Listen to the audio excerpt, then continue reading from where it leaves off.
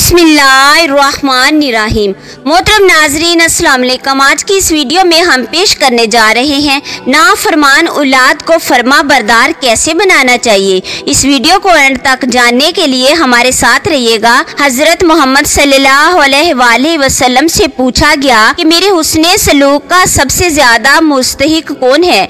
आप सल्लल्लाहु अलैहि वसल्लम ने फरमाया तेरी वालदा। सहाबी ने कहा कि इसके बाद कौन है। फरमाया तेरी वालदा है। फिर सहाबी ने यही सवाल दोहराया तो आप सल्लल्लाहु अलैहि वसल्लम ने फरमाया तेरी वालदा है। फिर सहाबी ने चौथी बार आप सल्लल्लाहु अलैहि वसल्लम से पूछा कि मेरे हुस्ने सलूक का सबसे ज्यादा मुस्तहिक कौन है। तो आप सल्लल्लाहु अलैहि वसल्लम ने फरमाया कि तेरा वालिद है। औलाद के लिए ये जरूरी है कि वो अपने वालिदैन की खिदमत के सिले में उनकी फरमा बरदारी करे। मोहतरम नाजरीन, एक आदमी के 3 बेटे थे। उस आदमी के पास मालो दौलत की कोई कमी नहीं थी। जब वो बूढ़ा हो गया तो उसे एहसास होने लगा कि उसका कोई बेटा उसकी अच्छी तरह देखभाल नहीं कर रहा। उसने सोचा कि क्यों ना वो अपने माल को अपने बच्चों में तकसीम कर दे ताकि ये उससे कमाएं खाएं और उस एहसान के बदले में उसकी खिदमत करें। उसने अपनी बीवी से मशवरा लिया तो उसने भी बूढ़े शोहर के ख्याल की कदर की। चनाचे एक दिन उसने अपने तीनों बेटों को बुलाया। जब तीनों बेटे उसके पास हाजिर हो गए तो उसने कहा, मेरे बेटो, तुम सब जानते हो कि मैंने अपनी जवानी कमाने में खर्च कर दी। मैंने अपने पैसे से तुम तीनों की अच्छे घरों में शादी कर दी है। अब मैं बूढ़ा हो चुका हूँ, मेरी ताकत जवाब दे चुकी है। मैं तजारत के लिए मार्केट नहीं जा सकता। मैंने सोचा है कि आखिर ये सब माल जो मेरे पास रखा हुआ है क्यों ना तुम तीनों के दरमियान तकसीम कर दूं ताकि तुम तीनों इस माल से फायदा उठाओ और कमाओ और खाओ। चनाचे मैंने अपना सारा माल तुम तीनों भाइयों में तकसीम करने का इरादा किया है। मेरी और तुम्हारी वालदा की जिंदगी का बड़ा हिस्सा गुजर चुका है। अब थोड़ी सी जिंदगी बाकी है। तुम लोग थोड़ी बहुत हम पर तवज्जो दोगे तो हमारी जिंदगी गुजर जाएगी। बस अब जाओ, मैंने अपने पूरे माल को तुम तीनों में बराबर बराबर तकसीम कर दिया है। आज के बाद मेरा सारा माल तुम तीनों का है। कमाओ खाओ और अल्लाह ताला की राह में खर्च करो। बस इतनी गुजारिश है कि अब हम दोनों मियाँ बीवी तुम्हारी खिदमत के मुताज हैं। तुम लोग हमें भूल मत जाना। हमें यकीन है कि अल्लाह ताला के फजल से आप हमारा ख्याल रखोगे। तीनों बेटों ने बाप को यकीन दिलाया कि वो माँ बाप की खिदमत करेंगे। फिर तीनों भाई अपना अपना हिस्सा लेकर तजारत और दीगर काम काज में मशगूल हो गए। कुछ ही दिनों में वो अपनी मसरूफियात में ऐसे डूबे कि वालिदैन की खिदमत करना भूल गए। बड़ा बेटा यही समझता था कि चलो मैं अपने वालिदैन की खिदमत नहीं कर सकता या मेरे पास इतना वक्त नहीं है। 2 भाई और भी हैं, वो दोनों बूढ़े वालिदैन की खिदमत करते ही होंगे। यूं ही बूढ़े वालिदैन तन्हा होकर रह गए। उन तीनों में से कोई भी बेटा मिलने न आता। वो तीनों ही अपने वालिदैन को कभी कभी मिलने के लिए आ जाते थे। एक दिन बूढ़े बाप का एक दोस्त मुलाकात के लिए आया। ये उसका पुराना जिगरी दोस्त था। खरीदो फरोख्त के मामलात में जब भी कोई मुश्किल मसला दरपेश होता तो ये बूढ़ा अपने उसी दोस्त से मशवरा लेता। बातों बातों में उसने अपने जिगरी दोस्त को अपने बेटों की ऐसे सलूक से आगाह किया। उसने ये भी बताया कि अब वो अपनी जायदाद में से किसी चीज का मालिक नहीं है बल्कि सारी जायदाद बच्चों में तकसीम हो चुकी है और वही उसके मालिक हैं। बूढ़े का जिगरी दोस्त बड़ा ज़हीन था, इसीलिए बूढ़े ने मशवरा लेने के लिए उसका इंतखाब किया था। बूढ़े के दोस्त ने कहा कि मैं तुम्हें तुम्हारी नाफरमान औलाद की नाफरमानी और बदतमीजी से छुटकारा दिलाने के लिए काफी हूँ, लेकिन मैं चाहूँगा कि हमारे दरमियान जो बातें हुई है तुम अपने बेटों को उनकी हवा भी ना लगने देना। बूढ़े बाप ने अपने दोस्त से वादा किया कि वो अपने बेटों को इस बारे में कोई बात नहीं बताएगा, ये सारी बातें राज में रहेंगी। उसने अपने दोस्त से कहा, मैं तुम्हें इख्तियार देता हूँ कि हमारा मसला हल करने के लिए तुम जो मुनासिब तरीका इख्तियार करना चाहो कर सकते हो। इस बातचीत के बाद बूढ़े बाप का जिगरी दोस्त उसके तीनों बेटों के पास गया और उन तीनों से ये बातें कही कि तुम तो अच्छी तरह से जानते हो कि मैं तुम्हारे वालिद का बहुत पुराना दोस्त हूँ। तुम्हारा वालिद हर वक्त मुझसे मशवरा लिए बगैर कोई कदम नहीं उठाता था। लेन देन हो या खरीदो फरोख्त या रोजमर्रा का कोई भी उलझा हुआ मामला, मैं ही उसका हर मसला हल करता हूँ। तुम्हारे बाप ने बहुत अरसा पहले मेरे पास अपने माल का एक बहुत भारी हिस्सा बतौर इमानत रखवाया हुआ है। इस माल का अगर अंदाजा लगाया जाए तो ये इसकी जमा पूंजी की 1/3 से कम नहीं होगा। खुद मेरे पास इतना ज्यादा माल है कि मैं उसकी हिफाजत से आजिज हूँ। इसलिए मैं चाहता हूँ कि तुम्हारे बाप को उसकी रखी हुई अमानत वापस कर दूँ। आखिर कब तक मैं ये दर्द अपने सर लिए रहूँगा। और हाँ, मैं ये अमानत तन्हा वापस करना नहीं चाहता। मैं चाहूँगा कि कल सुबह ही सुबह तुम अपने दोनों भाइयों के साथ अपने वालिद के पास आ जाओ ताकि मैं तुम सब भाइयों की मौजूदगी में तुम्हारे वालिद को उसकी अमानत वापस कर दूं।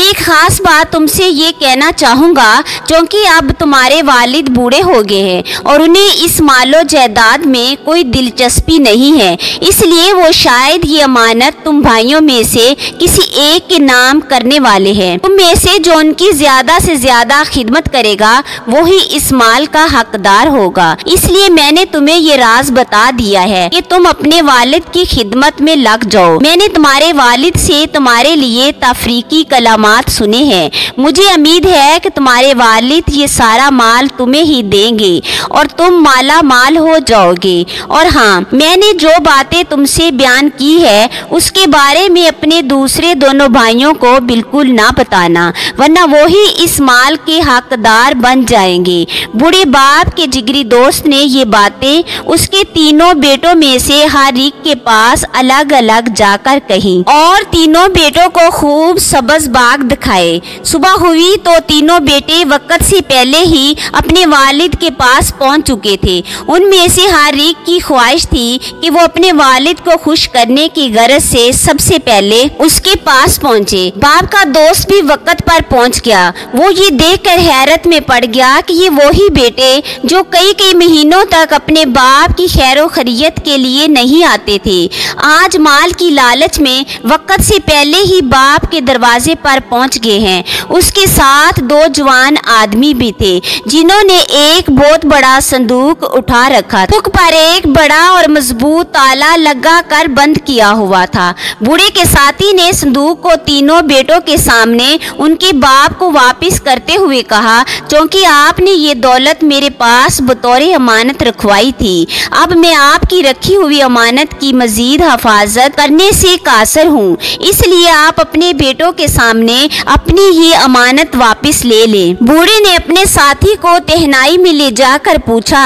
भाई संदूक के अंदर तुमने क्या छुपा रखा है? उसने बताया कि ये मेरा तरीका है जिसे मैंने अपनाया है, और हाँ, तुम अपने बेटों के सामने इस बारे में कुछ मत कहना। फिर वो दोनों वापिस आए। अब बूढ़े का साथी उसके बेटों से इस तरह मुखातब हुआ, आज मैं तुम्हारे वालिद की रखी हुई अमानत तुम्हारे सामने वापिस कर रहा हूँ। अब इस अमानत का मेरे ऊपर बोझ नहीं है, तुम लोग इस बात पर गवाह रहना। आज के बाद मुझ पर इस सिलसिले में कोई जिम्मेदारी आयद नहीं होगी। ये कहकर उसके बेटों के सामने बूढ़े बाप को संदूक की चाबी दे दी। बूढ़े ने अपने दोस्त से कहा, दोस्त, वाकया तुमने अपनी दोस्ती का हक अदा कर दिया है, अमानत को उसके हकदार तक पहुंचा दिया है।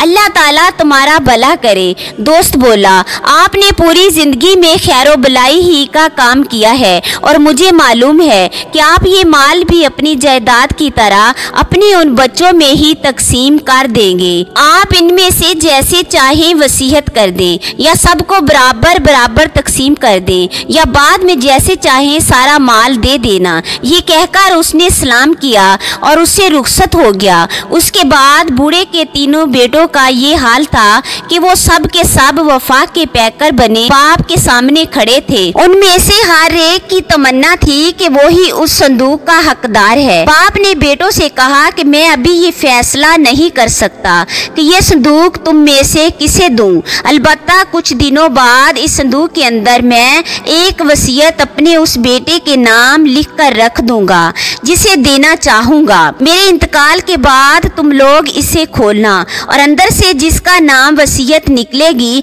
ये माल उसी का होगा। बेटे अपने बाप की बात सुनकर हैरान परेशान रह गए। वो तो ये समझ रहे थे कि उनका बाप ये माल भी उनके दरमियान में उसी तरह तकसीम कर देगा जिस तरह पहले तकसीम किया था, मगर इस दफा ऐसा नहीं हुआ। अब उन तीनों में से हर बेटा इस कोशिश में लग गया कि किसी न किसी तरह अपने बाप के इस माल का मुस्तहिक वो ही ठहरे। बस अब क्या था, तीनों बेटे अपने बाप की खिदमत के लिए यूं मसरूफ हो गए जैसे भूखा आदमी खाने पर टूट पड़ता है। कोई बाप की खिदमत के लिए सुबह आंख खुलते ही पहुंच जाता, कोई रात के वक्त भी अपने वालिद की खैरो खैरियत दरियाफत करने आ जाता।